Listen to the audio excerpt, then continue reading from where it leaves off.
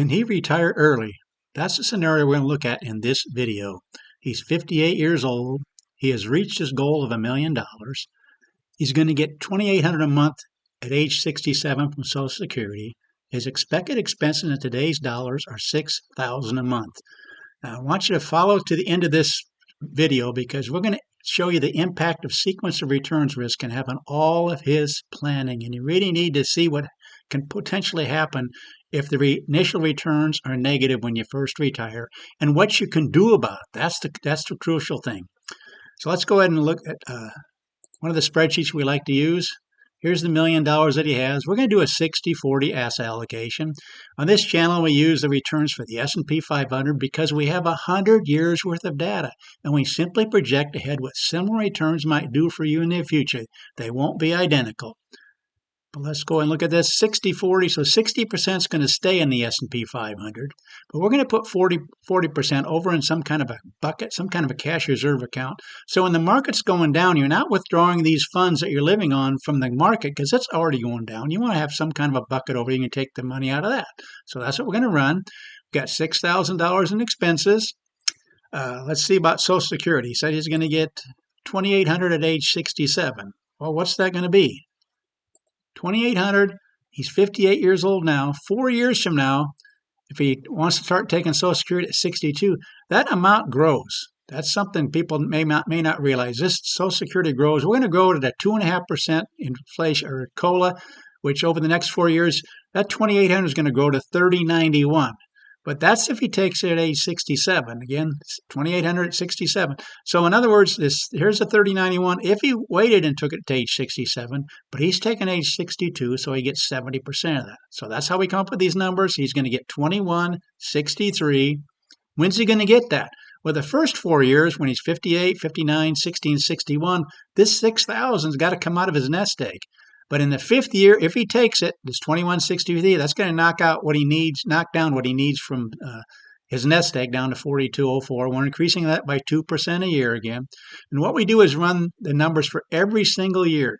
Currently, we have the 1925 numbers showing. This is what the 1925 returns for the S&P 500. So we had 4 good years before we had the 4 down years, the depression type returns. If we did that, what would the numbers look like? This is a summary box after 10 years, 15, 20, 25, and 30. Now that's just 1925 numbers. Or 1926 numbers, you're going to go whole different set of numbers because we have a different set of returns.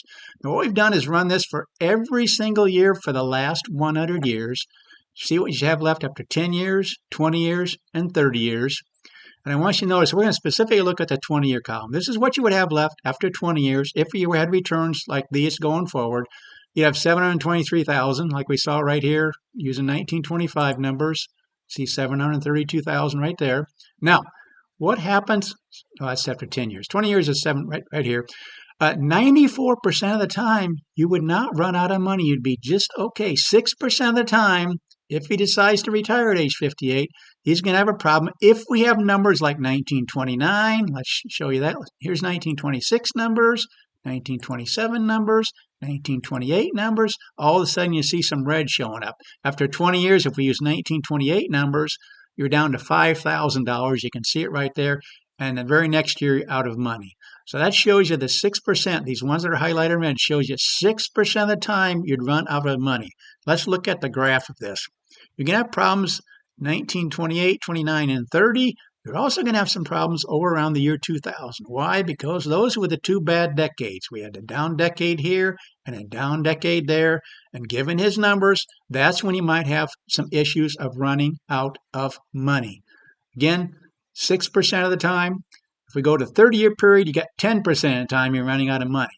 So what could you potentially do if you need this $6,000 a month and you're going to kick Social Security in at age 62.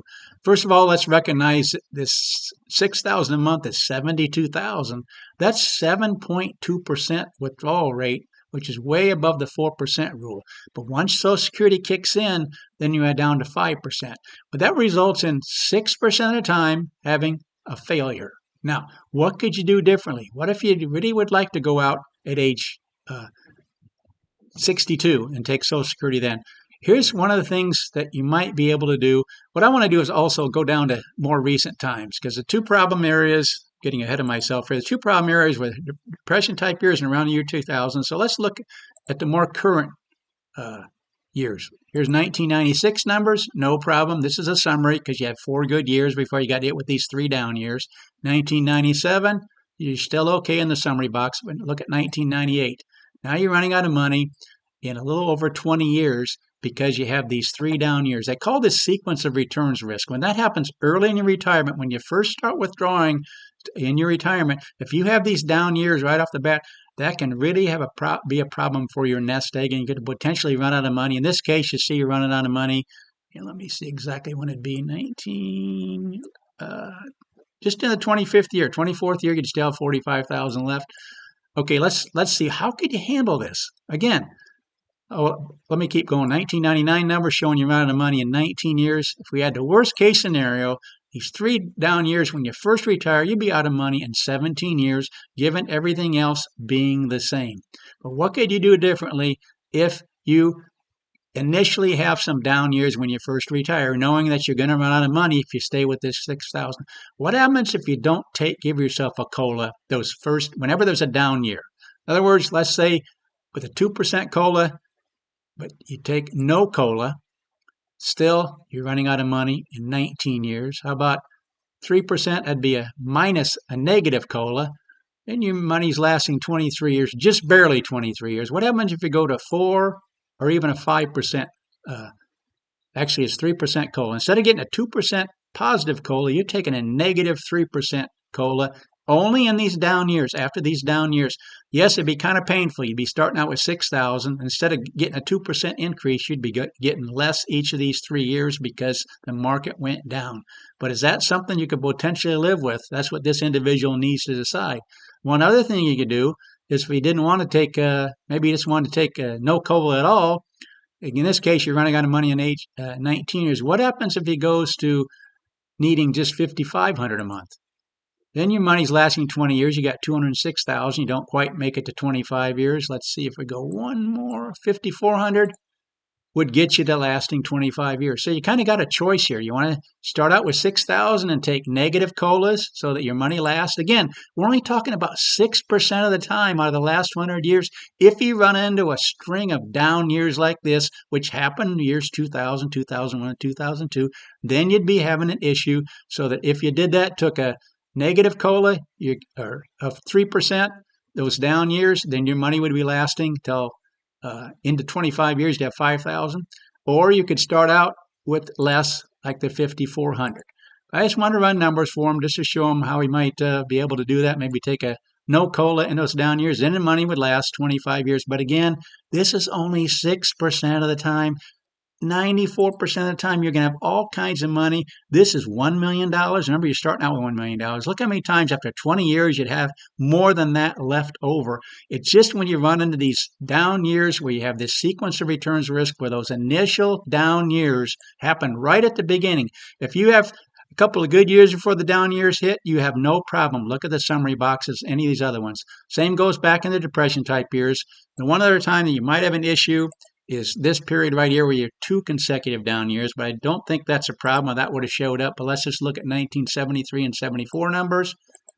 Looks like you're just fine, because after these 2 down years, even though that'd be negative and kind of buggy a little bit because you're losing money, you would be just fine because of the way the market came back so nicely, up 37, up 23, and so on. So the bottom line is you did not run out of money after any of these time periods. The only time you ran out of money was right here and right there. And the way you mitigate that is maybe possibly take no COLA, possibly take negative COLAs, or possibly not take out as much. Instead of 6,000, maybe go down to 5,400 and not mess with your COLAs at all. But that's what we do on this channel. We run numbers. We love doing it for people. We like to look at these scenarios and say, okay, can he retire at age 58 when he has these kind of numbers? And it looks like in 94% of the cases, he'd have no problems. And if he was willing to mitigate those 6% of times where you might run out of money by taking less of a COLA, maybe even a negative COLA, or maybe taking a little bit less than the 6,000 he was counting on. But please consider subscribing to this channel. Please let people know about this channel. Let them know there's a channel out there that will run numbers for them and show them where they might be. Again, we've got 100 years worth of data that we can use to see how, if it's worked in the past, let's see how it might work in the future. Please like the video, and thanks so much for watching.